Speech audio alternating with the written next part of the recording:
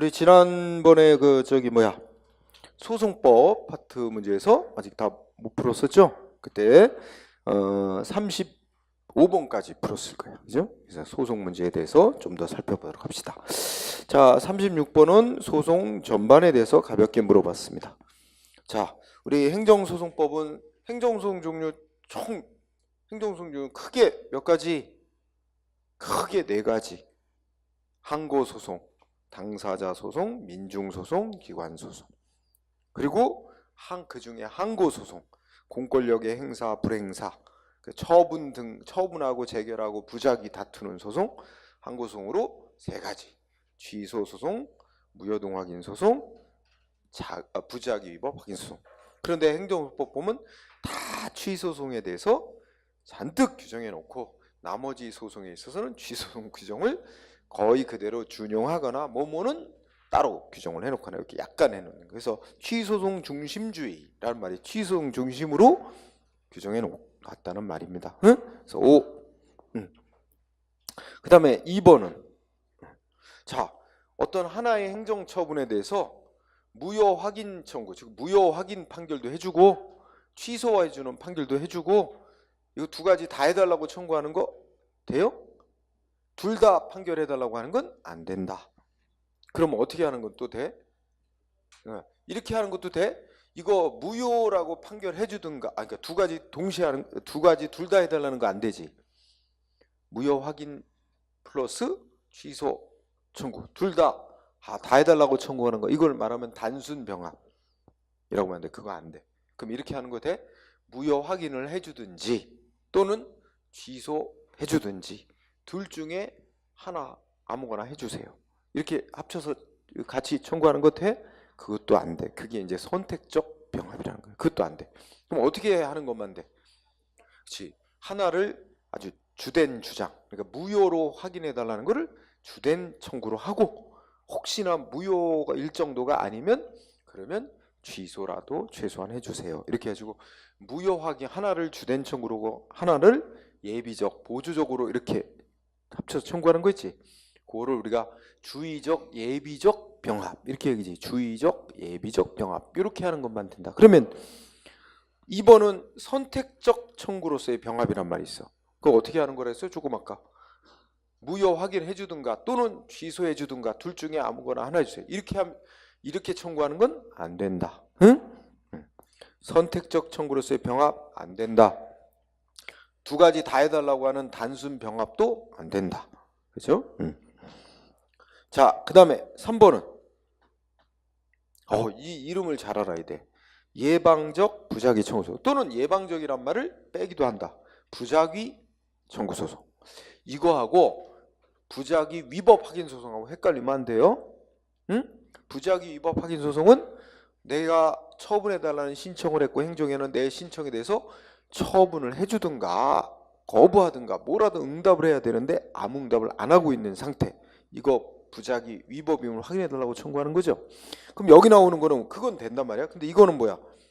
지금 내 건물을 철거하겠다고 철거 명령을 보내왔어. 아니, 철거하라고 철거 명령 보내왔어. 응? 그리고 기한 내 철거 안 하면 강제 철거 들어오겠대. 그래서 난 뭐야? 이거 강제 철거 하려는 것은 위법이니까 법원에다가 뭐해? 이거 철거 조치 못하게 막아달라고 청구하는 거야. 행정기관이 나한테 불이익 조치하려는 거 못하게 막아달라고 청구하는 거 있지? 이게 바로 금지시켜달라고 청구하는 소송이라 해서 금지소송이라고도 해요. 응? 예방적이라는 단어를 붙인 건 아직 조치가 행해지기 전에 막기 위해서, 방어하기 위해서 하는 소송. 자, 이 이름의 소송 들어봤어? 우리 행정소송법에 규정이 있어요? 없어요. 우리 판례는 행정소송법에 규정되어 있지 않은 소송은 허용되지 않는다는 입장이야. 그리고 그런 얘기도 들어봤지. 행정소송법에 규정이 안 돼 있는 소송 종류를 뭐라고 불러? 항고소송 중에서. 법정 외 항고소송. 또 다른 말로는 어떤 사람들은 이름 없다 그래서 무명 항고소송 이런 말 부르잖아. 일체 안 된대. 그런 거로 얘기되는 소송 몇 가지 있어. 여기는 지금 예방적 부작위 청구소송, 금지소송을 얘기했지만 의무이행소송. 의무이행소송도 법에 없는 거야. 안 된대 판례. 그죠? 또 행정기관이 의무 이행하는 건 뭔가 해야 될 의무를 이행하라고 판결 내려달라는 건데 이행까지도 안 가고 행정위원이 무슨 해야 될 의무가 있다는 걸 확인해 주는 판결 내려달라. 이게 자기 의무 확인 소송. 이것도 안 된대. 법에 없다고. 그죠? 보통 이 세 가지가 이제 국민의 구제를 위해서 필요한 소송 종류인데 우리 행정소송법은 규정을 안 해놨다. 판례는 안 된다. 이런 입장이죠. 그래서 예방적 부작위 청구 소송, 의무 이행 소송, 의무 확인 소송, 그죠? 자기 의무 확인 소송 이 세 가지 다 안 된대. X. 4번은 자 당사자 소송이라는 행정 소송 종류, 당사자 소송을 인정하려면 개별법에서 무슨 당사소송 이런 당사소송을 누구를 상대로 제기할 수 있다 이렇게 규정이 돼 있어야만 하느냐? 아니야. 개별법에 규정 없어도 행정소송법 자체에서 당사자 소송이란 이런 소송으로서 뭐 행정상 법률관계, 공법상의 법률관계에 의해서 다투는 소송. 그러면 공법상 법률관계에 관한 다툼이 대상이면 당사소송을 법원에 제기할 수 있는 거야. 그래서 개별법에 근거 없어도 행정소송법 규정만으로도 소송 제기 허용됩니다. 그래서 그러면 옳은 거는 1번만이다. 그죠? 자, 그 다음에 37번은 당사자 소송으로 해결해야 될 분쟁 사건 어떤 걸까? 1번 부가가치세, 환급세 이건 따로 꼭 외우더라 그랬어요. 그죠? 이거 부당이득 반환 문제 아니다. 법률 특별한 공법상의 권리 의무 관계다. 당사자 소송. 그 다음에 2번이 답이겠다. 2번 뭐 여기 지방재정법에 따라 지방자치단체가 또 말 바꾸면 국가를 당사자라는 계약에 관한 법률에 따라 국가가 당사자가 돼서 체결하는 계약들 다 성질이 무슨 계약으로 봐? 사법상 계약. 근데 뭐 실무에서는 명칭상 공공계약 이런 이름으로 부르나 봐. 하지만 명칭은 그렇게 붙어도 내 성질은 다 사법상 계약, 민사소송으로 다투어야 된다. 응? 2번이 답이 됩니다. 응? 그 다음에 3번은 지방자치단체가 보조금을 지급했는데 엉뚱한 데 쓴 것이 적발됐다. 보조금 반환해라. 응? 예. 지방자치단체가 보조금 받은 사업자한테 보조금 반환해라 하고 의무를 부과했는데 반환 안 해. 그러면 이거는 또 공법관계로서 반환받기 위해서는 지방자치단체가 사업자를 상대로 당사소송을 제기해야 된다는 거야. 응? 그래서 이거 당사소송 대상. 그 다음에 4번은 무슨 단어를 키워도 관리처분 계획 안이라는 단어가 나왔어. 그러면 아직 뭐야? 이 계획 안을 조합이 작성을 해서 아직 행정청에 제출해서 승인받기 전이야. 그러면 곧 전 단계니까 조합이 계획 안을 짰어. 그 다음에 조합 총회에서 결정을 내렸어. 그죠? 근데 총회 결의에서 하자가 있었어. 그럴 때는 소송 대상은 뭐야? 총회 결의를 소송 대상으로 삼으면서 뭐야? 소송 대상은 총회 결의, 소송 방식은 당사자 소송. 응? 그래서 맞는데 다만 이제 이게 만약에 안이라는 단어가 안 나오고 이제 관리처분 계획 안을 짜서 행정청한테 신청해서 승인까지 다 나왔어. 그러면 그 관리처분 계획 안이라는 꼬리표 떨어지고 관리처분 계획이 돼. 계획이 되면 그건 이제 조합이 행한 하나의 독자적인 처분으로 된다. 그러면 그거에 대해서 다투려면 총회 결의에 문제가 있었더라도 이제 총회 결의를 갖고 당사소송으로 다툴 게 아니라 뭘 해야 돼? 관리처분 계획, 최종적인 관리처분 계획이 처분이 됐으니까 관리처분 계획을 대상으로 해서 취소해달라 이런 항고소송으로 싸워야 된다. 이렇게 해서 그 대상도 달라지고 소송 방식도 달라지는 거지. 응? 행정청의 승인을 받기 이전과 이후, 그지? 이렇게 달라져요. 자, 정답은 2번으로 하고 그 다음에 38번 아따 지문 길다. 그지? 틀린 거 적절하. 자, 행정소송법 12조는 어떤 사람이 취소송 제기할 원고 적격이 있다고 그래서 어떤 자가 그렇지 뭐 처분 등의 취소를 구할 법률상 이익 있는 자가 이렇게 돼 있지. 여기서 법률상 이익은 뭔 뜻이냐? 이런 설이 있는데 우리 통설 판례는 어떤 입장이다? 법률상 보호되고 있는 이익을 뜻하는 법률상 이익 구제를 목적으로 한다. 그래서 결국 세 번째 줄 법률상 이익 보호되고 있는 이익 구제서를 취하고 있다. 오, 그죠? 이게 통설이고 판례의 태도입니다. 자, 가, 오, 나, 행정처분 처제 끝에 환경상 이익 침해 받으려고 예상되는 영향권 범위가 법에 의해 구체적으로 규정되어 있는 경우, 자, 가장 중요한 단어는 두 번째 줄 끝에 영향권 내의 주민. 법으로 정해진 영향권 내의 주민은 법에 의해서 환경상 이익이 이미 보호되고 있는 것으로 인정. 그래서 별 주장 없어도 원고적격 당연히 인정. 그런데 셋째 줄 영향권 밖의 주민은 원칙 법에 의해서 환경상이 보호되고 있지 않다. 그래서 인정 안 되는 게 원칙이지만 절대는 아니다. 즉 그 영향권 밖의 주민이 자기들의 환경상 이익이 침해됐다는 걸 입증하면, 법이 보호하는 환경상 이익이 침해됐다는 걸 입증하면 원고적격 인정될 수 있다. 근데 여기 끝에 가서 영향권 밖의 주민에게는 인정되지 않는다. 이걸 어떻게 봐야 돼? 무조건, 그러니까 인정이 절대 안 된다고 표현하면 안 되고, 여기는 뭐라고 해야 돼? 원칙적으로 이런 말을 붙이는 게 타당하겠죠. 물론 입증하면 인정될 수 있으니까. 응? 그래서 이 나 셋째 줄 요거 틀린 거로 봐야 돼. 영향권 내의 주민에게는 인정 안 된다.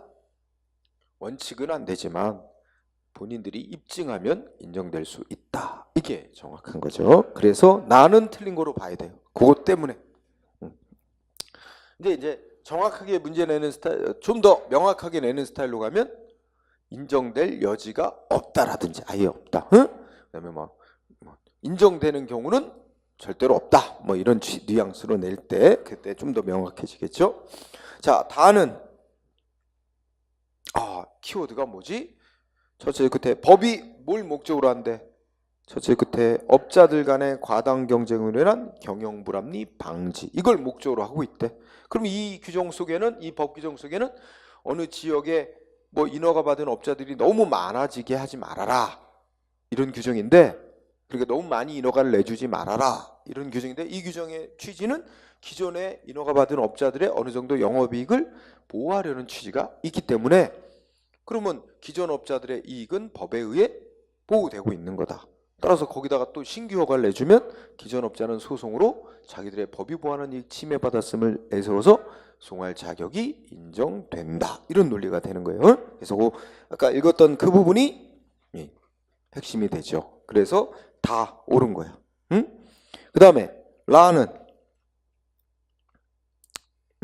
자, 말이 긴데 자, 첫째 줄 끝에 수익적인 처분 해달라고 신청한 사람이 여러 명이래. 수인, 다수인을이죠. 근데 둘이 서로가 신청한 사람들끼리 경쟁 관계. 그래서 결국은 어떻게 돼? 신청한 자 중에 어떤 자에게 인허가 면허 내주면 결국 다른 신청자는 거부되는 결과로 나올 수밖에 없는 관계. 이런 관계를 뭐라고 부른다? 경원관계 또는 경원자 관계라 그래. 이런 관계는 결국 행정청이 하나의 어떤 신청자에게 인허가 면허 처분하면 다른 신청자에게 불허가 처분, 이렇게 동시에 그게 되는 거죠. 응? 이런 관계는 판례가 큰 뭐 예외 없이 당연히 예외 없다 그러면 좀 이상하다. 기존에 그 신청했다가 탈락한 자들은 이 소송으로 싸울 원고적격이 있다 하는 게 첫 번째 문장, 그죠? 거기에 넷째 줄까지, 그죠? 여기까지는 틀림이 없고, 그런데 따라서, 여기서부터가 잘못돼요. 따라서를 접속사도 바꿔. 뭐라고? 그러나. 그렇죠? 그러나 또는 다만. 거기 보니까 어떻게 돼? 명백한 법적 장애로 인해 자신의 신청이 인용될 가능성이 처음부터 배제되어 있다면, 그러면 신청자들 중에서 탈락한 자인데 그 자는 처음부터 인허가 받을 요건 자체가 구비도 안 됐던 자야. 응? 그런 자는 다른 자, 요건 갖춘 자한테 인허가 면허 내준 거에 대해서 소송으로 싸워 이겨도 자기가 인허가 받을 입장이 못 되는 거죠. 처음부터 요건 못 갖춰서 탈락한 자야. 그 자는 다른 자에게 인허가 내준 거에 대해서 소송을 다툴 자격이 없다, 그런 얘기지. 그러니까 탈락자들 중에서도 인허가 받을 수 있는 요건을 갖춘 자만이 다른 자에게 면허내 준 거 소송으로 다툴 수 있지, 애초부터 요건도 못 갖춘 자는 그걸 다툴 자격이 없다. 그래서 그러면 처음부터 자기의 신청이 인용될 가능성이 처음부터 배제되어 있다. 그러니까 애초에 요건도 못 갖춰서 자기가 면허받을 지위에 있지도 못한 자는 이건 뭐야? 아예 원고 적격 자체가 인정되지 않아서 소송은 각하될 수밖에 없다는 거야. 그 자가 제기하면. 응? 근데 뭐 요건도 못 갖춘 게 원고 적격도 인정 안 되니까 소송 요건도 못 갖췄으니까 본안 심리 갈 필요도 없어요. 요건 심리 단계에서 각하시켜 버리면 될 일이지. 뭐 본안 문제로까지 본안 심리까지 갈 사안은 아니라는 거죠. 그래서 끝 부분이 틀렸어요. 그래서 그러면 나란에 정답은 2번, 3번이 답이 됐습니다. 자, 그다음에 39번 이제 원고 적격에 대한 문제를 보죠. 아이고, 자, 기억 1번을 딱 시작머리를 보니까 대한의사협회가 소송을 한대요. 응? 그러면서 단체가 소송을 하는구나. 의사들이 모인 단체가 소송을 내는구나. 그럼 우리나라에서 단체도 자기의 이익을 침해받으면, 단체 자신의 법률상 이익을 침해받으면 소송 제기할 수 있어요. 근데 지난번에 뭔 얘기했지? 저 한유총, 한국유치원 총연합회, 거기 법인 설립허가 취소 처분하면 그럼 어떻게 했어? 근데 명확히는 취소가 아니고 철회 처분이겠지? 그지? 하여튼 취소 처분하면 소송으로 싸우겠다. 그 소송으로 싸울 자격 있죠? 왜냐면 단체 자신의 이익을 침해하는 거니까. 그치? 근데 한국유치원 총연합회 소속의 어떤 유치원에 대해서 보조금 중단.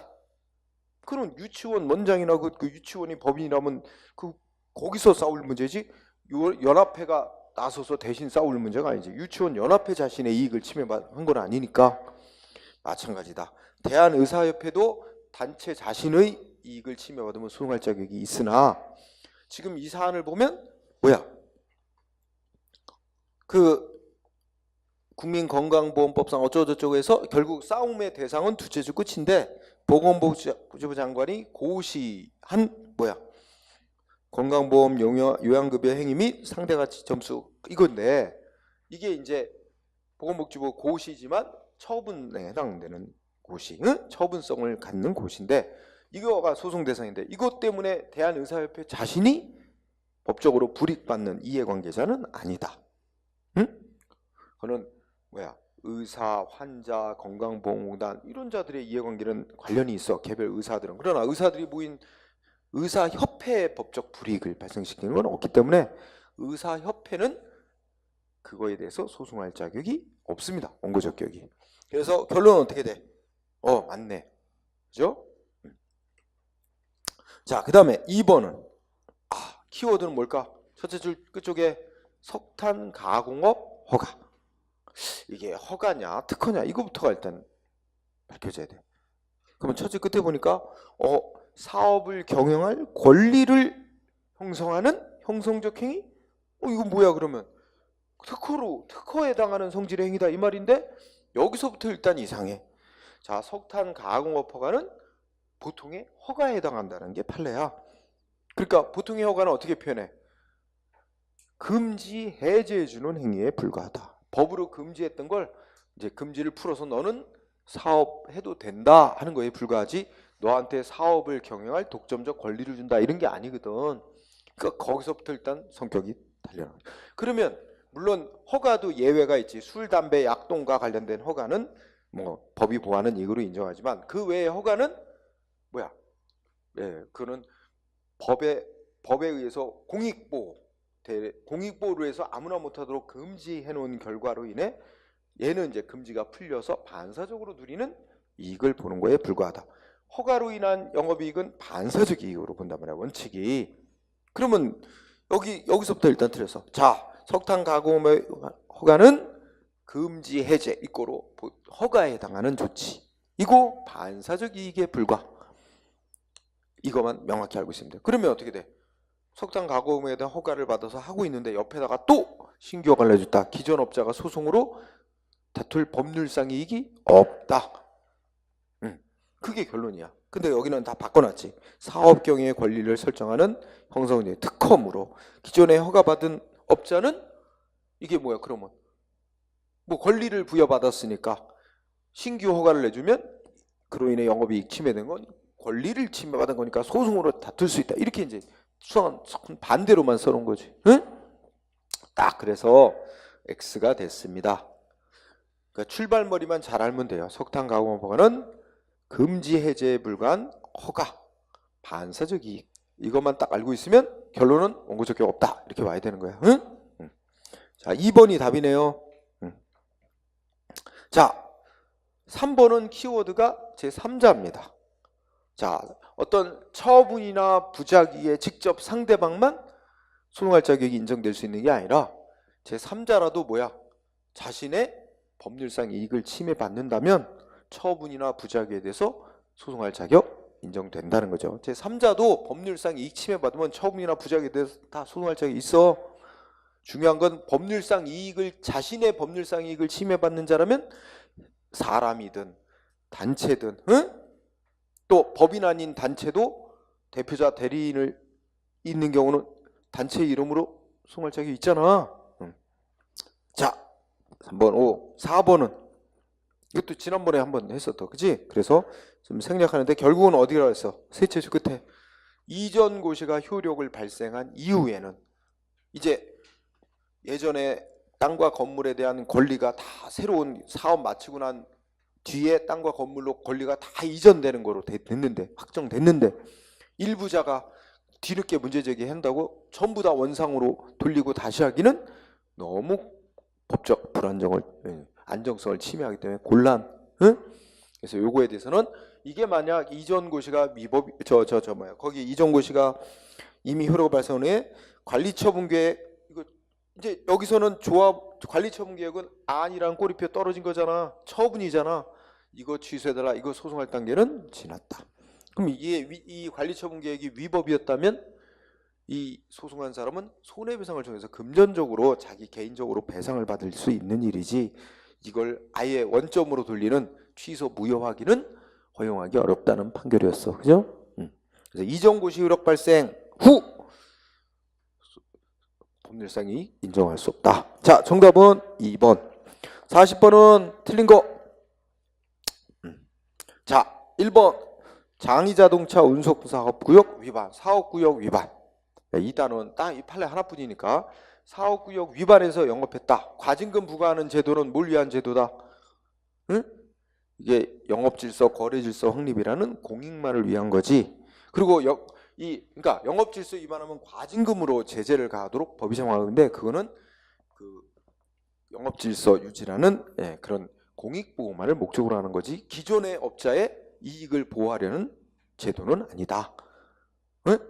그런 취지였죠. 그래서 거기 보면 뭐가 나왔어?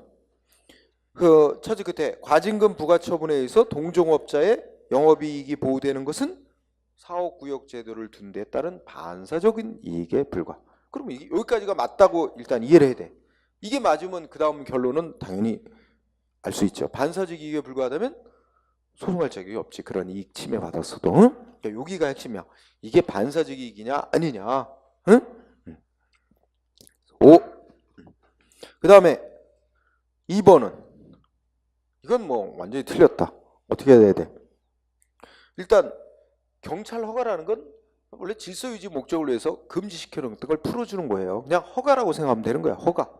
허가하고 뒤에 가면 특허하고 이거 비교야. 특허는 상대방한테 권리 내지 법률상의 이익 부여하는 거야.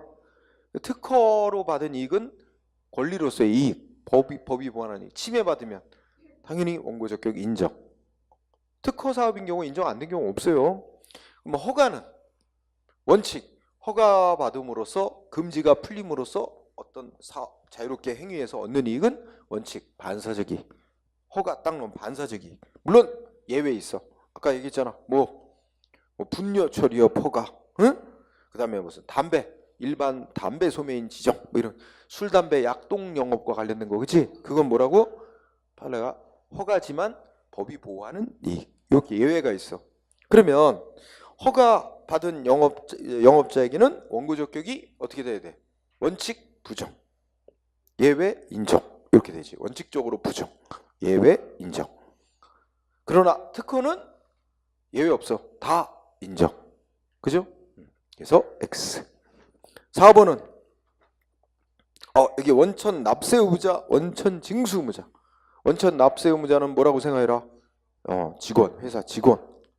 원천 징수 의무자는 회사. 그러면 국가가 자, 이거 원천 징수하도록 법으로 의무를 정해놔서 회사는 직원들 월급 줄 때 몇 프로 딱 세금 계산해서 떼가지고 국가에 납부해. 그러면 이 세금 이 납부와 관련된 거는 국가와 원천 징수 의무자의 그 권리 의무 관계가 있는 거야. 응?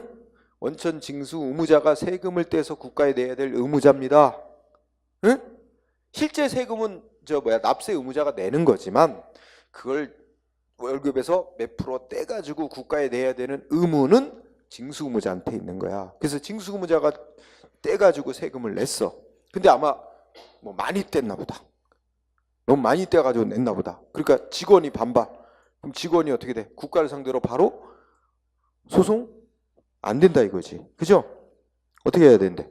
그건 징수 의무자가 소송해야 할 수 있는 거지. 납세 의무자가 소송할 거는 아니다. 이런 얘기입니다. 그래서 원천 납세 의무자는 원천 징수 의무자에 대해서 뭐 세금 떼서 납부하라 이런 납세 고지를 다툴 수 있는 법률상 이익이 없다. 원고적격 인정 안 된다는 거예요.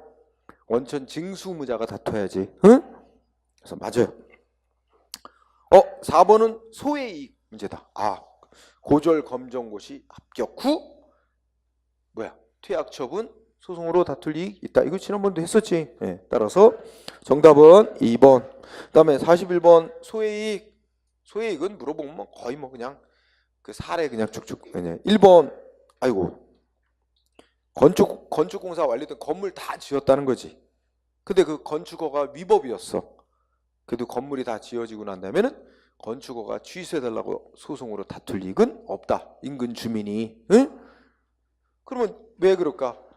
소송에서 취소 판결 내려준들 그거는 위법한 건축허가 없애주는 것밖에 안 되고 건물 들어선 것 자체는 덩그러니 남아있고 그건 다른 방법을 써야 돼.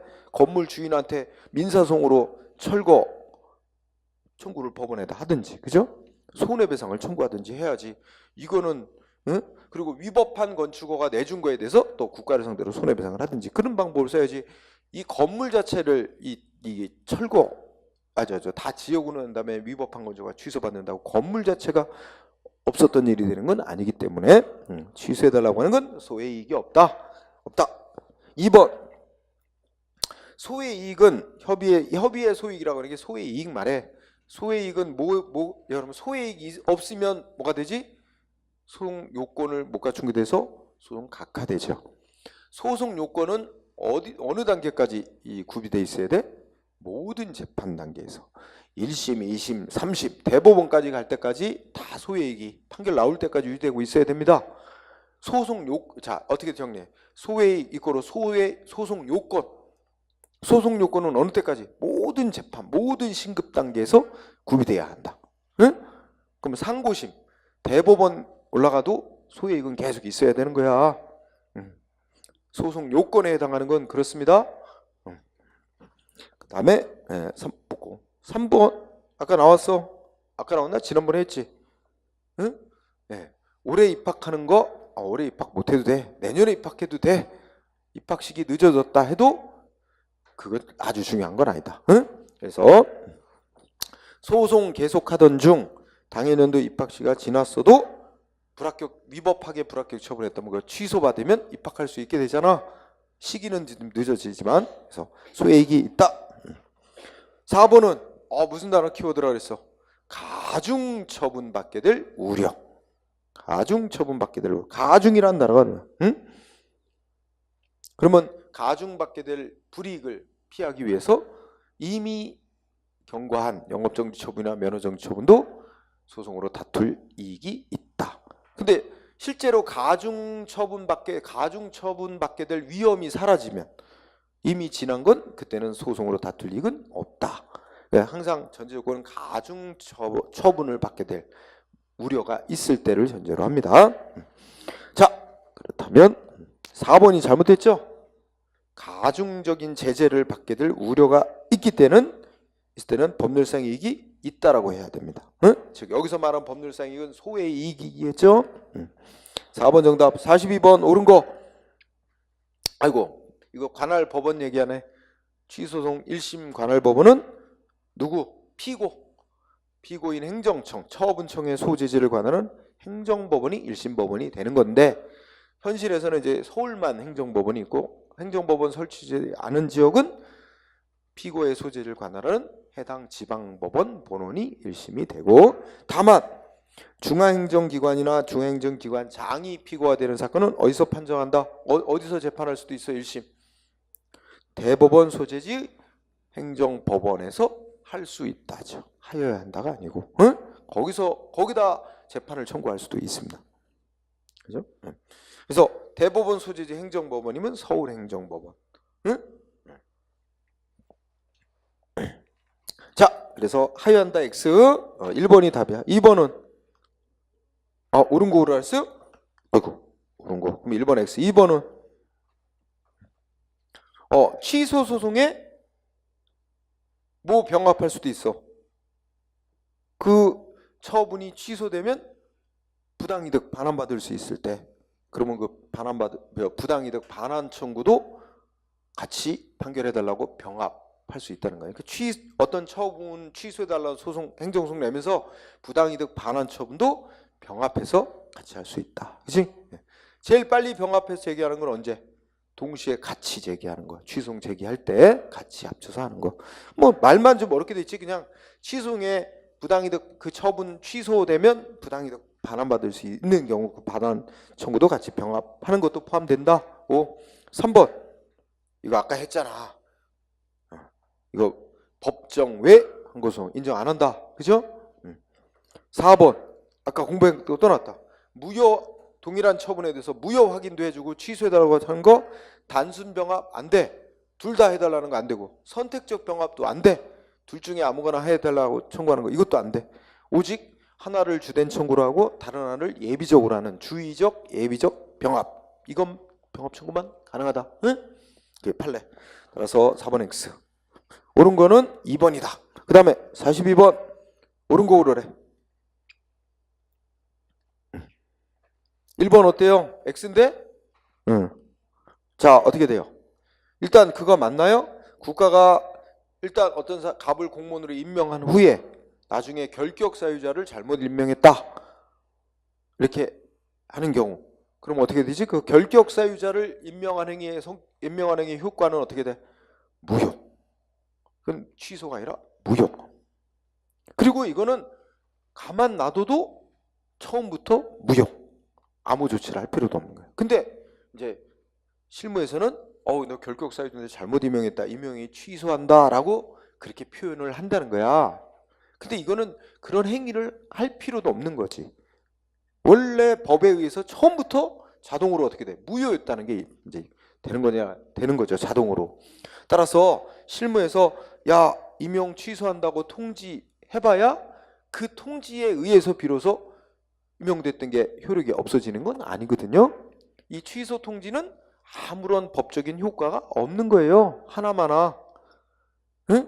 따라서 이거는 소송 대상이 되는 처분일 수가 없지. 처분이려면 이 행위에 의해서 상대방하고 사이에 권리 의무에 뭔가 변동이 생겨야 되는데, 임용 취소 통지에 의해서 아무것도 변동되는 건 없어요.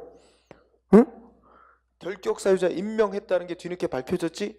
그러면 법에 의해서 자동으로 처음으로 돌아가서 임명 당시로 돌아가서 처음부터 임명 행위는 무효였다라고 이미 법적으로는 확정 난 거거든. 그래서 이 임명 취소 통지는 처음부터 내용적으로 임명행위가 무효였음을 사후에 그냥 상대방한테 확인차 알려주는 의미밖에, 내용적으로는 그런 의미밖에 없는 거지, 취소 통지에 의해서 비로소 공무원 신분 상실되는 효과가 생기는 거 아니다. 이거는 소송 대상이 되는 처분이 될 수가 없는 거죠. 응? 그래서 X. 그 다음에 2번은 어떻게 돼? 갑이 공무원 관계 끝난 후 자기를 공무원으로 임용할 수 있는 결격 사유가 해소됐다는 걸 이유로 재임용을 신청했으나 거부된 경우 행정청의 거부 행위는 소송 대상이 되는 처분이 아니다. 자, 이 논리는 키워드가 행정위원회 신청받고 뭐 했을 때 거부. 그러면 뭐가 떠올라야 돼? 행정기관에 신청받고 거부한 행위 소송 대상이 되는 거부 처분일 수도 있고 아닐 수도 있어. 그럼 뭐 갖고 판단하는 거야? 신청한 사람에게 신청권이 있느냐? 이게 중요해. 여기에 관건은 이 사람이 지금 재임용 신청권 인정되느냐? 이게 문제예요. 응? 그런데 판례에 따르면 뭐야? 재임용을 신청했다고 첫째 끝에 나오지. 이 사람 자기를 재임용해달라고 신청할 권리 인정 안 된대요. 응? 재임용해달라는 신청권 인정 안 된대. 그럼 신청권 없는 자가 신청한 거 해온 거에 대해서 행정위원회 거부했어.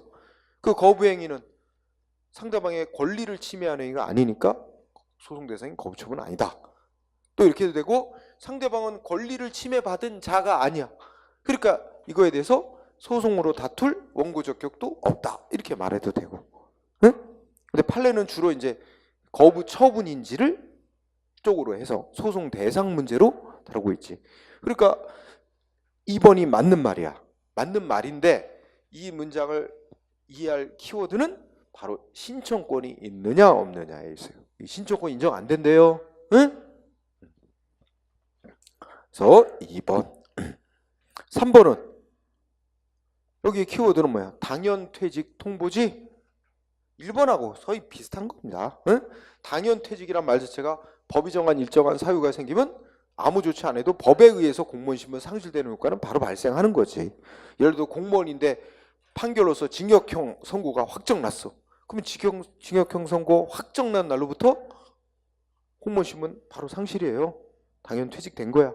근데 거기다 당신이 이런 사유가 징역형 선고됐으니까 법 몇 조의 사유가 발생해서 당연퇴직됐습니다 하고 통보해야 비로소 공무원 신분 상실되는 효과가 생기는 거 아니잖아.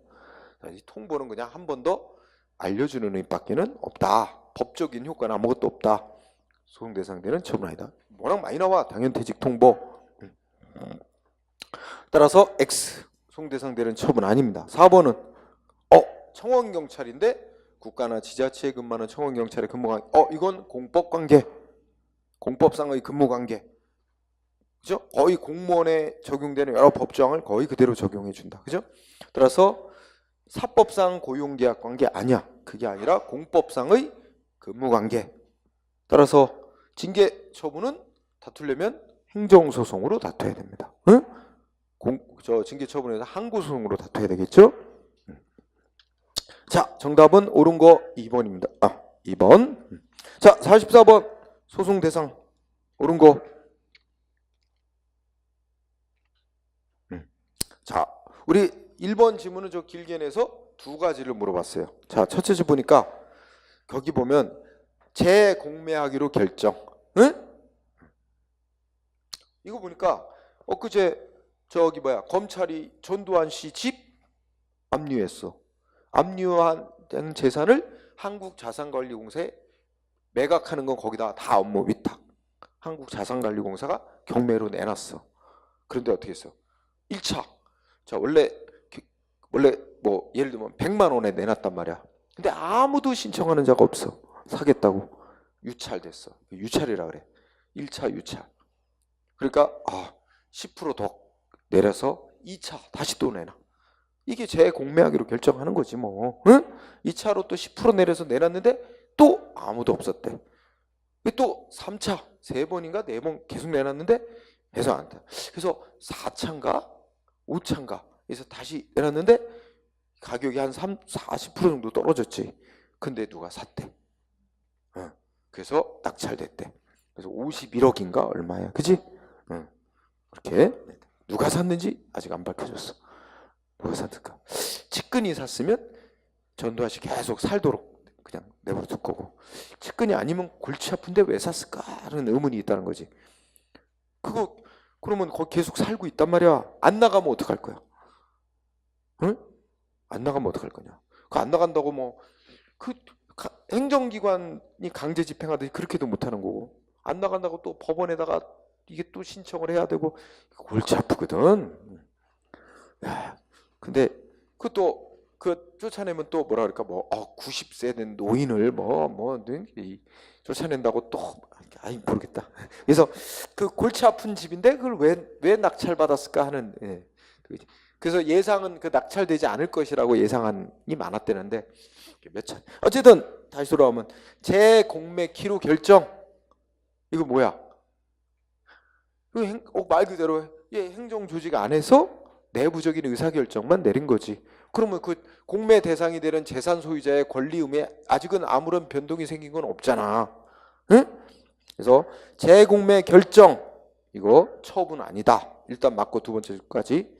그 다음에 더 중요한 거, 두 번째 끝에 공매 통지. 이거 여러분 공부하지 않았어요? 이런 시간에? 공매 통지는 뭐 하는 거야? 이제 그 재산 소유자한테 당신 재산 매각하기로, 공매에서 매각하기로 결정 났습니다 하고 알려주는 거야. 자, 공매 통지는 처분이다 아니다? 아니다. 이것도 공매하기로 결정 났다는 걸 알려주는 의미밖에 없지, 그렇다고 해서 공매 그 대상인 재산의 소유권자에게 권리 의무에 아직 변동은 아무것도 안 일어났어요. 권리 의무, 재산 소유자의 권리 의무에 변동 생기는 건 뭐에 생겨? 그 뒤에 행하는 공매 처분에 의해서 생기는 거지. 실제 매각하는 행위, 이게 공매 처분이잖아. 그래서 공매 처분은 그 공매 대상인 재산 소유자의 권리 의무에 변동을 일으키니까 공매 행위, 공매 행위는 처분이야. 근데 공매 행위 하기 전에 이렇게 공매하기로 결정났다고 상대방한테 통지하는 건 처분 아니란 말이야. 그래서 공매 통지 처분 아니다 그래야 돼. 결론은. 그러려면 중간에도 말을 바꿔야 되겠지? 단지 뭐만 하는 거야? 공매하기로 결정났다는 사실 자체를 체납자에게 알려주는 의미밖에 없는 것이고, 그 상대방의 법적 지위나 권리 의무에 직접 영향을 주게 됨으로 X. 주는 건 없단 말이야. 그렇기 때문에 처분 아니다. 이렇게 나와요. 그래서 답은 아직 안 나왔네. X. 2번은 아이고 야, 키워드 감액 처분이 키워드다. 그죠? 네. 정확히 말하면 감액 경정 처분 이렇게도 표현하지. 그럼 맨 처음에 100만큼 부과했다가 어이구 많이 부과했네, 잘못됐네, 행정청이 어떻게 돼? 줄였어. 20을 감액해 주기로 했어. 이게 감액 처분인 거죠. 그럼 어떻게 하는 거야? 원래 100 중에 20을 덜어내고 80을 남겨놓는 거로 보는 거야. 근데 상대방은 20 덜어줬는데도 불구하고 80 남겨있는 것도 너무 많아. 이렇게 되면 상대방이 다퉈야 될 거는 감액 20 감액시켜주고 남겨진 80, 이걸 갖고 소송 대상. 그걸 말로 표현하면 감액되고 남겨진 당초 처분, 그게 80, 이걸 소송 대상으로 삼아야 되고, 그죠? 소송 기간 계산 시작점은 어느 때부터? 맨 처음에 당초 처분 행해진 시점부터 90일을 계산해야 된다 이겁니다. 응? 그렇다면 여기 뭐 물어봤어? 그치? 소송 대상만 물어봤으니까 그럼 뭐가 와야 돼? 감액 처분 자체가 소송 대상이 되는 게 아니고 감액되고 남겨진 당초 처분, 응? 감액되고 남겨진 당초 처분을 대상으로 해야 돼. 틀렸나? 그러니까 두째 줄 감액 처분 자체 X. 이게 만약에 말을 바꾸면 오히려 징액 처분했으면 어떻게 돼? 100을 부과했다가 이거 너무 적게 잘못 부과했네 해서 행정청이 20을 더 얹었어. 120으로 징액을 했어. 이건 어떻게 돼? 먼저 100을 없애고 100에다 20 더 얹어서 120이라는 징액된 새 처분을 새로 한 거로 보지. 그러면 상대방이 다투어야 될 소송 대상은 징액된 새 처분, 징액 처분을 소송 대상으로 하고, 감액 처분은 감액되고 남은 당초 처분을 대상으로 해야 된다. 그지? 자, 2번 X. 3번은 아이고 요거는 키워드가 표준약관 사용하라고 권장해. 요게 키워드예요. 공정거래위원회에서 표준약관이란 걸 이렇게 만들어 놓고 이제 거래계약 맺을 때 뭔가 포함될 사항 뭐 이런 거를 이제 표준서를 만들어 놓고 그걸 사용하라고, 업자들이 계약할 때 그걸 사용하라고 권장한대. 근데 말은 권장이지만 이거는 뭐야? 단순한 권고만이 아니야. 그래서 표준약관 사용 권장해. 자, 중간에 다 빼고 처분이다 아니다? 처분이라고 인정을 했어요. 처분성 인정. 자, 그럼 왜 처분성을 인정했냐? 사업자 등에게 표준약관을 사용해야 할 경우 표준약관과 다르게 뭔가 계약 내용을 정했다든지 그러면 그 다르게 정한 주요 내용을 고객이 알게 표시해야 될 의무를 부과하고 그거 의무를 불이행하면 과태료 부과하도록 이렇게 되어 있으나 그러니까 그렇게 되어 있는 점에서 볼 때 그렇게 되어 있는 점을 볼 때 이는 단순히 구속력이 없는 행정지도에 불과한 게 아니고 단순한 권고가 아니라 상대방이 이렇게 뭐 해야 될 의무를 제대로 이행 안 하면 과태료를 부과받게 돼 있잖아. 불이익을 받을 수 있게 돼 있잖아. 그런 까닭이 이건 처분으로 보는 게 맞다라는 게 판례예요. 응? 그래서 어차피 결론은 뭐 맞게 쓰거나 틀리게 쓰거나 하고 그 결론에 맞추기 위해서 중간도 바꿔놓는 거잖아. 그러니까 시험 요령은 앞에 문장의 주어 즉 뭐뭐는 행정기관이 한 뭐뭐 조치는 처분으로 인정했나 안 했나 시험 요령은 그것만 정확히 알고 있으면 되죠. 자, 공정거래의 표준약관 사용관장이 처분 아니다. 그지? 그러면 우리 행정법 공부하면서 공정거래위원회가 하는 조치가 세 가지 나와. 세 가지. 하나는 여기 있고 또 하나 뭐 있지? 공정거래위원회에서 자 검찰에 고발하는 조치. 응? 이 업자 법 위반 행위했으니까 조사해서 처벌해달라라고 검찰에 고발하는 조치. 이거는 아직 고발된 것만 가지고는 그 대상대방의 권리의무에 아직 직접 변동 생긴 건 없고 공정거래위원회 행정위원회 또 다른 행정위원회는 검찰에다가 이제 이 기관 간의 의사 통지한 거에 불과하다 이렇게 보고 처분 아니라 그래. 공정거래위원회 고발 조치 처분 아니. 그지? 그 다음에 또 하나가 뭐 있지? 공정거래위원회가 징계. 아니 그건 아니고 공정거래위원회가 뭐 했더라 뭐 시정 표시 광고에 관한 법률 위반 그러니까 뭐 과장 허위 광고했다 그래가지고 표시 광고에 관한 법률 위반 행위했으니까 시정하라고. 응? 시정 권고했나? 시정 권고했는데 정확하게 나도 기억이 안 난다. 응? 근데 그거는 단순히 권고에 그치는 게 아니라 그것도 뭐 그거에 따르지 않으면 뭔가 어쩌고저쩌고 해서 그것도 처분성이 인정됐어요. 그래서 공정거래위원회가 한 조치가 3개가 이제 우리 시험에 처분성 인정 여부로 3가지가 문제되는데 처분성 인정 안 한 건 하나만이야. 고발 조치. 그리고 이제 요구와 표준약관 사용 권장하고 아까 표시 광고에 관한 법률 위반 행위로 뭐 시정 조치 요구인가 뭐 이건데 그것도 처분성 인정이야. 자, 그다음에 4번은 조금 아까 했다. 신청권 없는 자가 신청. 소송 대상이 되는 거부 처분 아니다. 권리 침해하는 행위가 못 되는 거니까. 그지? 그래서 그러면 소송 대상 아닌 거니까 소송 요건이 구비가 안 된 게 되니까 각하될 수밖에 없겠지. 4번이네. 4번. 응? 자, 45번 소송 대상 1번 건축물 대장의 용도 변경 신청 거부 행위. 이게 키워드. 그러니까 건축물의 용도가 행정기관이 작성한 장부에 잘못 기재돼 있다. 내 건물은 주거용 건물인데 거기 창고로 잘못 기재돼 있다. 그거 바꿔달라. 올바르게 고쳐달라고 신청했는데 거부당했어. 소송 냈어. 이 소송 대상이 되는 걸까 안 되는 걸까? 처분일까 하니까 된다. 건축물의 용도가 어떻게 기재되어 있느냐는 세금부터 해서 상대방의 여러 가지 권리 의무에 직접 영향을 준대. 그 중요한 거래. 상대방의 권리 의무에 직접 영향 주는 거래. 그러니 처분이라고 봐야 된다. 그래서 그 중간에는 거부행위니까 뭐가 있어? 이게 논리가 아니라 상대방의 권리 의무에 중요한 영향을 미치는 것으로서 이거는 신청권이 인정되는 거로 봐야 된다. 신청권 있는 자의 신청에 대한 거부니까 소송 대상이 되는 거부처분이다. 이런 논리야 다. 자, 이거 하면은 뭐하고 비슷하다. 땅은 뭐라고? 토지는 그래 지목, 토지의 용도, 목적. 지목 잘못 기재되어 있으니 변경해달라고 신청. 거부 역시 처분. 지목, 토지는 지목, 건물은 용도. 이거 둘 다 그 토지나 건물 소유자의 세금, 재산 뭐 재산권과 관련된 중요한 사항으로서 권리 의무에 직접 관계돼 있다.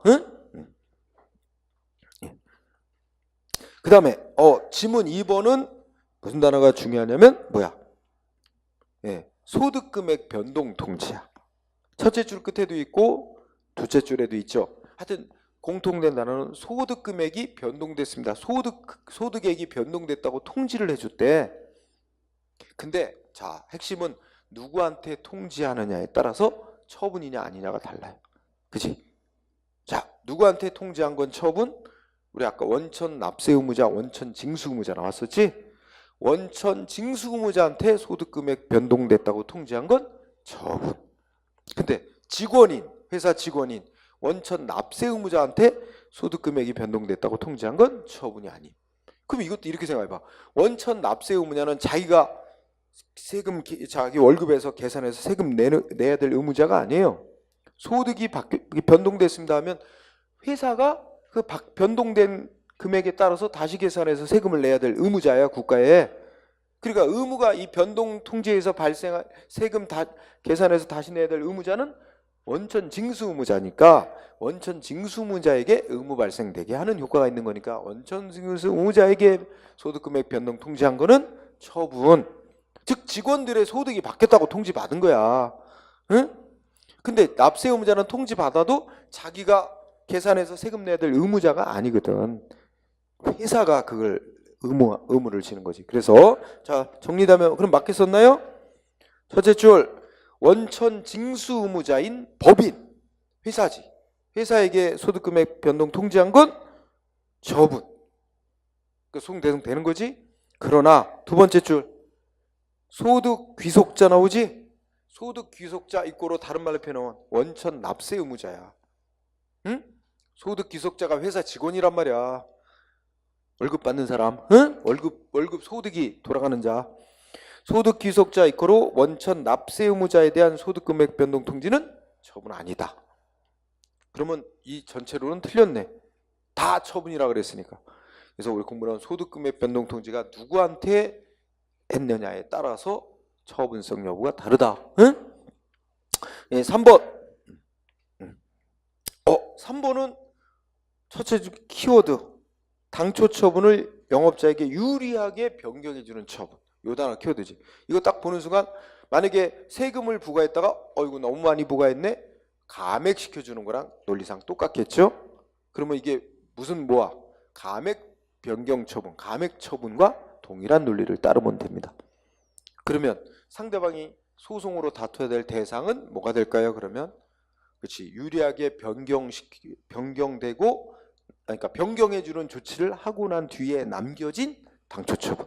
그러니까 뭐 6개월 영업정지를 6개월 영업정지가 너무 세다. 그래갖고 두 달 빼준다. 그러면 변경되고 남은 건 4개월 영업정지 처분이 되겠지. 그러니까 4개월 영업정지 처분을 송대상으로 하는 거고, 그죠? 그 다음에 소송 제기할 시점은 애초에 6개월 영업정지 처분이 처음에 당초 처분이 행해진 시점부터 소송기간은 계산하는 거고. 따라서 여기는 그렇지. 그러니까 소송의 대상 뭐라고? 변경 처분이 아니라 변경된 내용으로 남겨진 당초 처분. 응? 여기서는 소송 대상에다가 포인트를 두세요. 소송 대상은 변경되고 남겨진 당초 처분. 응? 자, 그 다음에 4번은 키워드가 뭘까? 다 필요 없고 과태료 부과 처분입니다. 그러면 생각해보자. 야, 이름 그냥 명칭은 과태료 부과 처분자 붙여. 근데 처분자 붙인다고 소송 대상이 되는 처분인 거냐 아니냐, 그거 말만 갖고 나오는 게 아니라 여러 가지가 고려돼야 됩니다. 자, 과태료 부과받은 자는 과태료 나오면 뭘 떠올려야 되냐? 질서위반행위 규제법을 떠올려야 돼요. 무조건 다 질서위반행위 규제법대로 부과 징수하게 돼 있어요. 그러면 자, 질서위반행위 규제법을 떠올려 보면, 자, 행정청의 과태료 부과 처분을 받고 불복하는 자는 뭐 하게 돼 있어요? 60일 안에 이의제기를 하게 돼 있습니다. 그럼 이의제기를 딱 하면 어떻게 된다고 돼 있어요? 행정청의 과태료 부과 처분은 효력 상실한다. 없어져 버리는 거예요. 그럼 상대방이 할 일은 뭐만 하면 돼? 이의제기만 하면 됩니다. 그러면 행정청의 과태료 부과 처분은 없어집니다. 그리고 행정청은 어떻게 해요? 과태료 부과한 행정청은 그로부터 이의제기 받은 날부터 14일 안에 관할 지방법원으로 넘겨버려요. 그러면 자동으로 재판으로 넘겨지는 거야. 그러면 과태료부가 처분받자 가만히 있어도 어떻게 돼? 자동으로 재판으로 넘겨지니까 거기 가서 싸우면 되잖아. 자기 주장하고. 그래서 만약에 법원으로부터 과태료부가 할 사안이 아니다 이래가지고 결정 나면 안 내면 그냥 끝나는 거고, 그죠? 그러니까 이렇게 법이 어떻게 해서 개인이 소송을 안 내도 자동으로 행정청에 이의 제기만 하면 자동으로 재판 절차로 넘어가게 해놨지. 별도의 행정소송이 아닌 과태료 재판 절차라고 따로 있어, 질서유예규제법에. 그 법에 따라 한단 말이야. 이런 경우는 행정소송과 별개의 불복 절차를 따로 정해놨다면 그 절차에만 따라야지 행정소송 대상으로 안 본다. 따라서 키워드 과태료 부과처분은 행정소송 대상 아니다. 오. 그러면 이와 똑같은 논리로 또 따라가는 거, 통고처분, 범칙금 통고처분. 통고처분 받으면 이의제기도 할 필요도 없어. 그냥 가만히 납부기한 다 지나갈 때까지 가만히 있으면 자동으로 그 통고처분 없어지면서 이 경우는 자동으로 재판에 또 넘겨져요. 별도의 재판으로 넘겨져. 그러니까 개인이 나서서 소송할 필요가 없어요. 응? 그래서 통고처분하고 과태료 부과처분은 같은 논리에 의해서 소송대상 아니다. 다만 둘의 차이점은 통고처분은 가만히 있으면 자동으로 재판 넘어가는 거고, 과태료 부과처분 가만히 있으면 안 되고 60일 내에 이의 제기를 해야 되는 거. 그게 차이가 있는 거지. 응? 자, 그러면 틀린 것은 2번이었습니다. 자, 그 다음에는요. 46번 틀린 걸 고르시오. 이정수. 1번 지문 어떨까? 자, 보건복지부 장관이 처분을 했대요. 키워드는 보건복지부 장관이 처분. 그러면 취소송 1심 법원 어디서 하냐 이거지. 그러면 원칙은 처분청의 소재지를 관할한 행정법원 내지 지방법원에서 하는 거지? 그럼 어디서 할 수 있는 거야? 처분청의 소재지가 세종시네? 그럼 아마 세종시 법원에서 뭐 1심 재판 하겠죠? 거기다 소송 내면. 근데 얘는 또 뭐가 되냐면 중앙행정기관이야. 전국에 권한 행사하는 기관이야. 장관이니까. 그럼 중앙행정기관장이 한 처분은 어디서 재판할 수도 있어? 1심을. 대법원이 소재하는 행정법원, 즉 서울행정법원에다 제기할 수도 있어요. 거기서 재판할 수도 있어요. 그러니까 1번 어때? 서울행정법원에다가 제기할 수도 있다. 맞네. 그리고 세종시 법원에다 제기할 수도 있고 거기서 1심을 할 수도 있고. 응? 어느 쪽에서 할지는 선택할 수 있어요. 2번은요. 자, 소송을 냈는데 원고가 피고를 잘못 지정해서 냈대. 응? 이 정도라면, 그죠? 그거 소송 잘못 제기했다고 바로 각하시킬 게 아니라 그럼 얼마든지 수정할 수 있는 거잖아. 응? 그럼 어떻게 하나? 원고에게 응? 이거 일부 얘한테 알면서 이거 제기한 거냐? 아니면 이게 잘 몰라서 그런 거냐? 이렇게 물어보고 몰라서 그랬는데 그럼 고치도록 기회를 주라는 거예요. 무조건 각하시키지 말고. 그래서 법원은 성명권이라는 게 이제 명확히 하는 거지. 응? 명확히 해석하고 설명하고, 응? 하여튼 그런 거야. 그래서 법원은 법관에게 인정되는 이 성명 권한을 행사해서 피고를 제대로 바로 고치도록 하고 소송을 진행을 해야 된다. 뭐 가능한 국민에게 소송을 통한 구제 기회를 줘야지. 그런 취지. 3번은 키워드는 뭐야? 첫째 줄 조례를 대상으로 소송 제기. 그렇지? 조례를 그러면 아주 원칙론부터 해보면 원칙으로 조례는 일반 추상적인 법이라 원칙은 소송 대상이 안 되는 건데 예외 별도의 집행행위 없어도 그 자체로 국민의 권리이익을 침해하는 처분적인 조례, 대표적으로 두밀분교 폐지조례, 이걸 염두에 두고 낸 거네. 자, 그러면 예외적으로 처분성이 인정되는 조례는 소송 대상으로 삼아서 무효 확인 소송할 수 있는데 이때 뭐야? 피고는 누구로 해야 되냐? 이거 묻는 거예요, 여기서. 그러면 원래 조례가 소송 대상이 될 경우 피고는 조례를 통과시킨 지방의회가 아니고 조례를 최종 공포한 지방자치단체장을 피고로 하는 건데 거기서 한 단계 더 교육에 관한 조례는 최종 공포를 교육감이 합니다. 그러니까 교육에 관한 조례는 교육감을 피고로 해야 된다. 그렇다면 여기는 조례인데 여기 뭐 교육에 관한 조례란 얘기지. 그러면 누가 와야 돼? 피고는 교육감. 그렇죠? 만약에 교육이라는 말이 없으면 그러면 지자체장 피고로 하는 거고. 응? 네, 그래서 그러면 3번 답이네요. 4번은 어이구 이거는 뭘 물어보는 거야? 피고할 때 무슨 위원회, 우리가 소위 합의제행정관청이라 그래. 무슨 위원회에서 처분한 거 이걸 대상으로 소송하려고 그래. 그럼 피고가 누가 돼야 되는가? 원칙은 위원회, 이거를 표현하기를 합의제행정관청 그 자체가 피고가 돼야 되는 거다. 즉 위원회를 피고로 하는 게 원칙.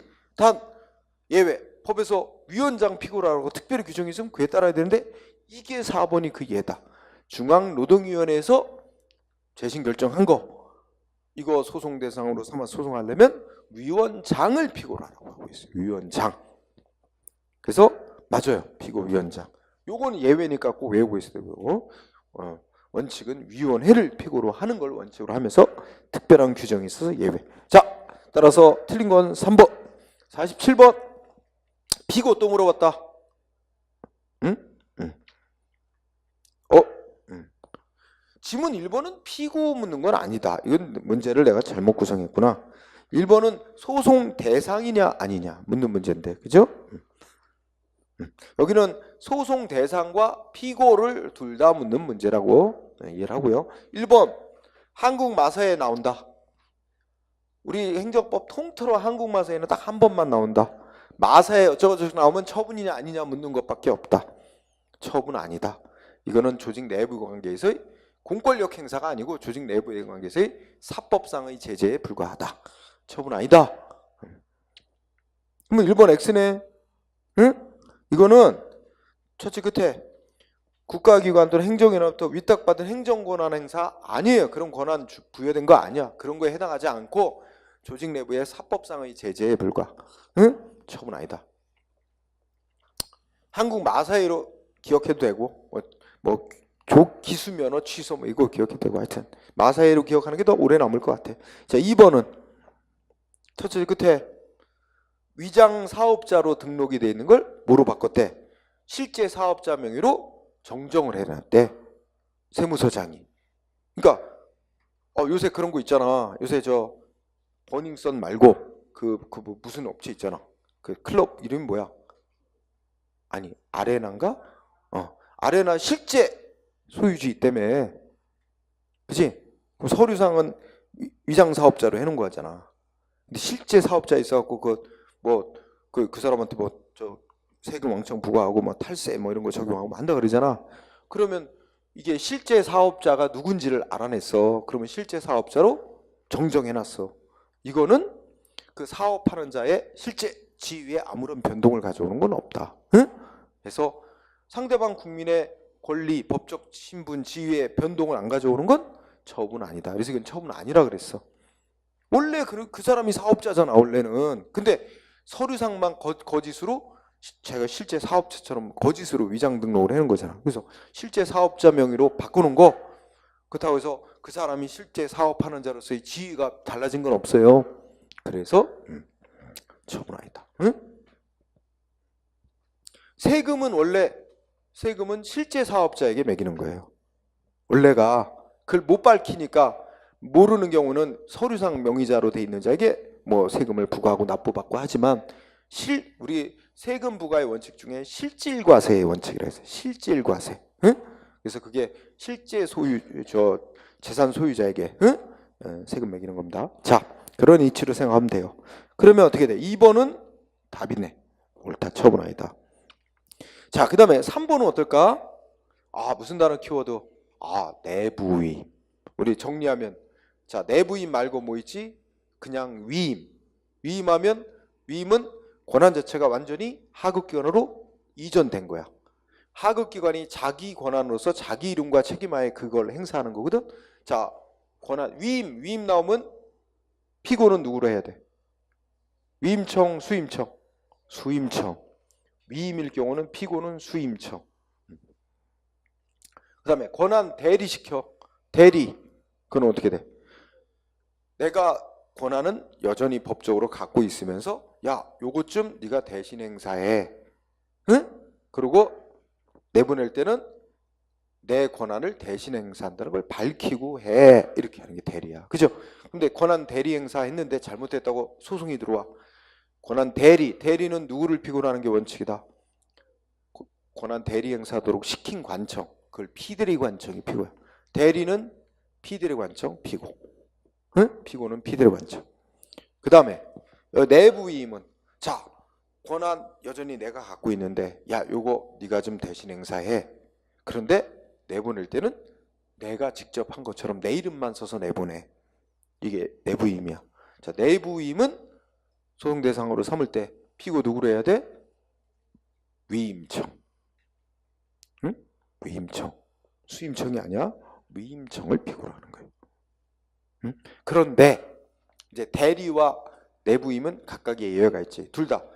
대리 경우에는 자기가 권한을 대신 행사한다는 걸 밝히고 해야 되는데, 그걸 안 밝히고 지 권한을 지가 직접 한 것처럼 대리기관이 지 이름만 쓰고 지 명의로만 처분했어. 그럼 뭐야? 그 명의자인 대리기관을 피고로 하는 거고, 내부임도 원래는 위임청의 이름만 밝히고 내보내는 건데 수임청이 지 이름 써서 내보냈어. 그러면 수임청 피고로. 그때는 그러니까 원칙은 문서에 명의자로 돼 있는 자를 상대로 피고, 이게 해결 원칙이야. 뭐냐면 처분하는 문서에 처분청이라고 명의자로 쓴 애 있지? 이름 쓴 애. 걔를 피고로 한다고 생각하면 돼. 무조건. 통일은 그겁니다. 국민의 입장에서 소송의 피고를 쉽게 정하도록 하기 위해서인 거야. 문서에 지가 처분했다고 쓰는 애, 걔를 피고로 하면 된다는 거야. 응? 그러다면 여기 보자. 자, 3번에 내부 위임. 근데 뭐 별말 다른 말 없지? 그러면 누구를 피고로 하는 거야? 응? 그 위임한 상급관청. 이건 권한 행사를 제대로 했다는 거야. 그러면 문서에 뭐라고 썼겠어? 위임청 이름만 써서 나갔겠지. 그러니까 위임청을 피고로 하는 거야. 위임청이라고도 하고, 여기는 뭐라고 썼나? 응? 아, 내부 위임 나왔는데, 그러면 여기서는 원래 행안부 장관이 권한자, 도지사에게 내부 위임. 도지사는 행안부 장관 이름만 쓰고 내보냈을 거야. 그죠? 피고는 그럼 뭐야? 도지사가 아니고 행안부 장관이죠. 단 경기도지사가 자기 명의로만 처분했다, 이런 말 나오면 어떻게 돼? 그럼 경기도지사를 피고로 하고, 그런 말이 없으니까 원래의 상급관청, 응? 위임청인 행안부 장관을 피고로 해야 돼. 따라서 X. 4번은 행안부 장관 대리 물어봤잖아. 대리. 그런데 A국장이 대리했어. 근데 A국장 명의로 했다는 말 없지. 지 이름만 달고 했다는 말 없지. 그러면 A국장이 정상적으로 한 거야. 그러면 누구 권한이라는 걸 밝히겠지? 행안부 장관의 권한이라는 걸 밝히고 했을 거야. 그러면 누구를 피고로 하는 거야? 그 행안부 장관을 피고로 해야지. A국장이 피고가 되는 거 아니죠. 응? 그래서 X. A국장이나 행안부 장관입니다. 정답은 2번이 되겠네요. 그죠? 그 다음에 49번까지 하고 싶시다. 자, 48번 틀린 거. 자, 도로교통법상의 면허정지 면허 취소 처분은 행정심판을 꼭 먼저 거치도록 돼 있는 겁니다. 응? 필요적 행정심판 전 취지가 규정돼 있는 거예요. 응? 그러니까 전국의 경찰서장, 지방경찰청장이 면허정지 면허 취소시키는 거 엄청 많겠죠? 그게 다 어디로 심판해달라고 올라가? 경찰이 하는 처분은 전부 다 국민권익위원회 산하의 중앙행정심판위에서 판정한다. 그러니 사건이 엄청 많겠죠? 응? 중앙행정심판에서 판정하는 사건이 전국의 면허정지 면허취소. 그런데 거의 다 비슷비슷한 사건들이다.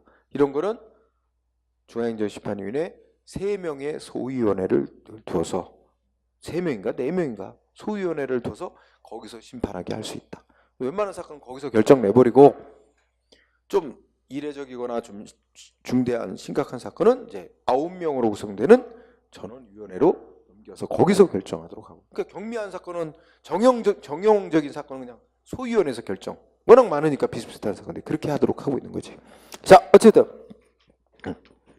자, 도로교통법상 운전면허정지 처분 행정심판 먼저 거쳐야 소송 제기할 수 있다. 필요적 전취주의 사항이다. 이런 거 몇 개 있어. 이거 말고도 국세, 관세 부과, 공무원 징계 처분, 이것만 알아도 돼. 그 정도만. 네? 요거하고. 자, 2번.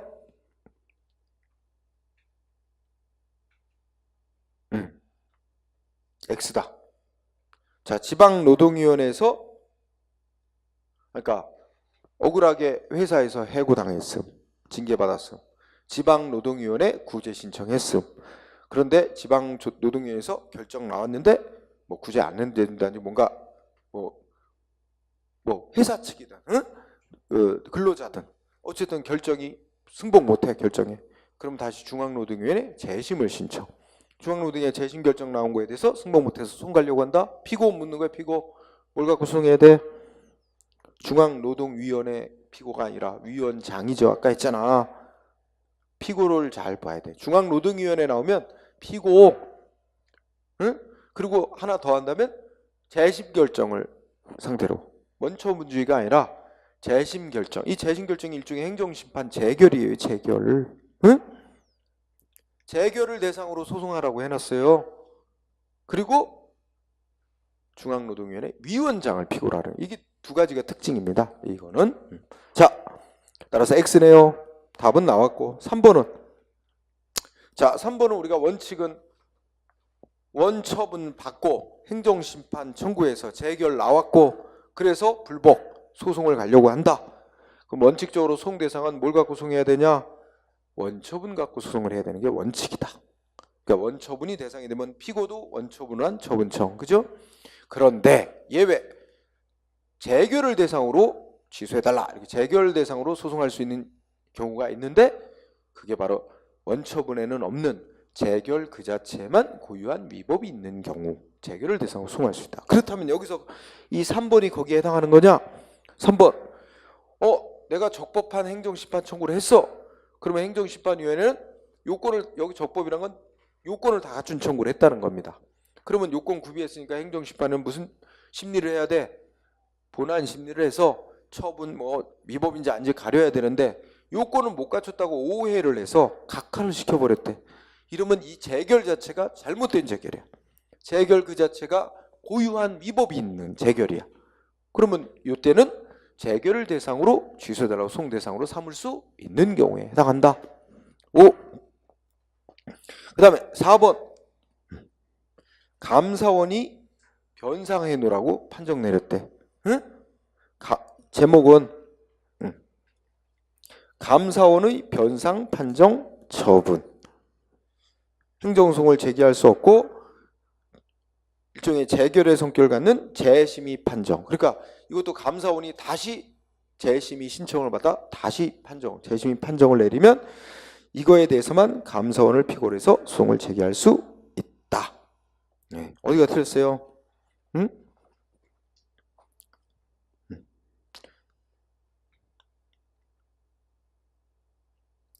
감사원의 변상 판정 처분 행정소송 제기할 수 없고 재결에 해당하는 재심의 판정만 감사원을 피고로 하여 소송 제기할 수 있다.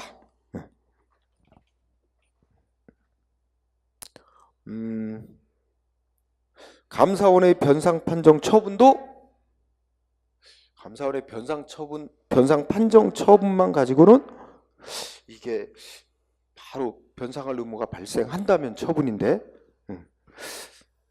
재결에 해당하는 재심의 판정만 그러면 이게 뭘 얘기하는 거야? 원처분이 원래 변상 판정 처분이 원처분이 격이고 재심의 판정은 재결이고 재결에 대해서만 감사원을 피고로 소송을 제기할 수 있다. 그럼 이거 재결주의 원칙을 규정한 거? 재결주의를 규정한 예는 맞아요. 재결을 대상으로만 소송 제기할 수 있도록. 그래서 5가 되는 거예요. 그러니까 아까 2번도 그 얘기했지. 지방노동위원회 구제명령, 구제결정이라고 하자. 뭔가 신청받고 결정한 거 있죠? 이게 원처분격이야. 그러니까 원래는 회사에서 부당해고를 했어. 이거는 사법관계에서의 제재이지 공권력 행사인 처분이 아니까 그거 갖고 소송할 수는 없잖아. 대신에 이제 지방노동위원회 구제 신청은 할 수 있어. 근데 지방노동에서 구제에 관한 결정 내렸지? 이게 바로 원처분. 근데 이 원처분 받고 바로 소송 못 가. 중앙노동위에 재심 신청을 해서 그 결정을 거쳐야만 소송 가도록 돼 있어. 그리고 행정심판 건치주의로 해놓고 그다음에 또 뭐야? 그 재결을 대상으로 소송하도록 해놓고 피고도 위원장이고. 자, 4번은 틀린 건 없고 감사원의 변상 판정 처분 재결주의를 규정해 놓고 있다. 응? 그래서 5. 답은 2번이었습니다. 응? 그 다음에 49번 틀린 거. 자, 간단히 줄이면 1번 무효 확인 소송할 때 소송기간 제한을 받나 안 받나? 안 받는다. 그 뜻이야. 그죠? 취소기간 적용 안 받는다. 5. 2번은 자, 부작위법 확인 소송. 그 다음에 뒤에 소의 변경에 관한 규정 적용될까 안 될까? 응? 아니, 그 앞에서부터 처분 변경으로 인한 소의 변경. 이런 게 있을 수가 있을까 없을까? 처분 변경이란 뭐야? 원래 행정청에 무슨 처분 하나 해놓고 그거 가지고 그 처분에 대해 소송을 냈는데 소송 제기된 후에 행정청이 어떻게 하는 거야? 원래의 처분을 바꿔버렸어. 그러면 나도 법원에다가 원래 처분에 대해 소송했던 걸 변경된 처분에 대한 소송 제기하는 걸로 바꾸겠습니다 하고 법원에 신청해서 허가받으면 이제 바꿔지는 거거든. 그런데 부작위는 아무 처분이 없는 거잖아. 그러니 처분이 원래 있는 걸 전제로 해서 처분을 소송 제기 후에 행정청이 바꾸었을 때 그때 이제 소 변경하는 처분 변경이나 소의 변경이라는 게 개념상 적용될 여지가 없는 거죠. 응? 그래서 키워드 5. 부작위법 확인 소송 처분 변경에 따른 소의 변경이란 건 있을 수가 적용될 수가 없다. 개념상. 그 다음에 3번. 자, 첫째 줄 행정심판 재결에 이유 모순의 위법이 있다. 이게 이유. 그러니까 더 줄여봐. 재결에 이러이러한 위법이 있다고 주장한대. 행정심판 재결에 이러이러한 위법이 있다고 주장. 이거는 뭐에 대한 소송에서 주장해야 되는 거야? 재결 취소해달라는 소송에서 재결이 이러이러한 위법이 있다고 주장해야 되는 거지.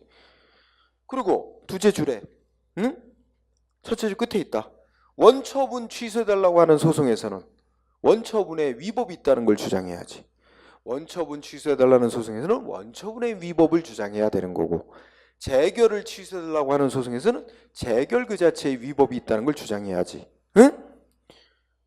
그러면 여기서 보니까 두 번째 줄 중간에 뭐 있어? 재결 처분 취소. 이거 말은 그냥 줄여서 재결을 취소해달라고 주장하는 소송. 응?